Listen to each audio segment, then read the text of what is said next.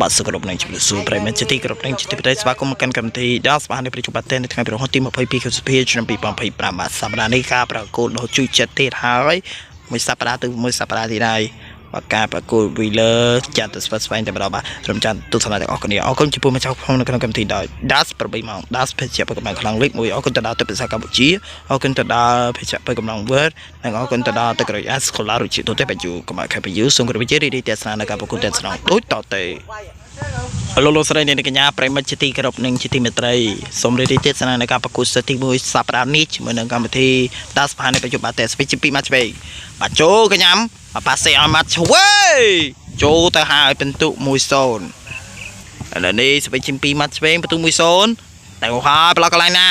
បាទញាក់ចូលកញ្ញាមកសិនបាទប៉ាសេឲ្យយ៉ាមកហើយបងអត់ទៅអត់មានការជួយសង្គ្រោះទេបាទពិន្ទុ 2-0 ទៅហើយបាទឥឡូវនេះស្វីជា2ម៉ាត់ឆ្វេងពិន្ទុ 2-0 ប្លោះហើយយ៉ាប្លោះជួយដៃមិញបាទមានការផ្លាក់មិញអរេបាទចូលកញ្ញាបាទប៉ាសេបាទម៉ាត់ឆ្វេងបាទងាកសូមមកវិញចូលកញ្ញាប៉ាសេឲ្យបាទឆ្វេងអេឡងបើងាកបាទបើដៃអូអត់រួចទេបាទអេឡងនេះបាទពិន្ទុបាទនៅខាងមកឆ្វេង